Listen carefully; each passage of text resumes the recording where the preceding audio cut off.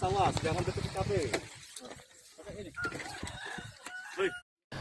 Sat Narkoba Polres Oku berhasil menggagalkan pengiriman 60 gram sabu dari Kabupaten Muara Enim ke Oku. Tersangka pelaku berinisial NM tak berkutik setelah polisi meringkusnya di kawasan Lubuk Raja.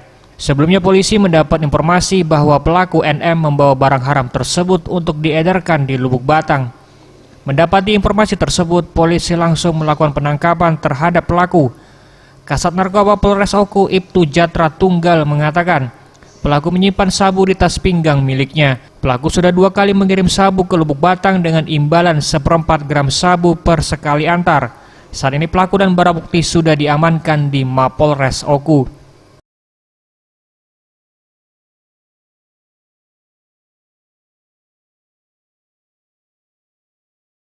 Kami mengamankan seseorang yang berinisial MN untuk TKP di Jalan Poros Batu Marta. Pada saat ditangkap, yang bersangkutan sedang mengendarai kendaraan bermotor roda 2 motor, dan pada saat digeledah ditemukan 6 kantong benda yang diduga sabu berada di tas pinggangnya.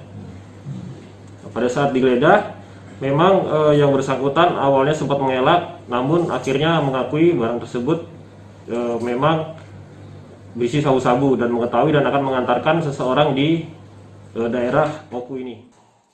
Kasat Narkoba Polres Oku menambahkan, pelaku dikenakan pasal 114 dan 112, memiliki dan menyimpan narkoba dengan ancaman hukuman 10 tahun penjara. Tersangka kemudian mengaku jika dirinya hanya diminta untuk mengantar sabu tersebut kepada seseorang di Lubuk Batang. Tersangka pelaku juga mengaku jika sabu tersebut sudah yang kedua kalinya. Bagus Mihargo, Sriwijaya TV.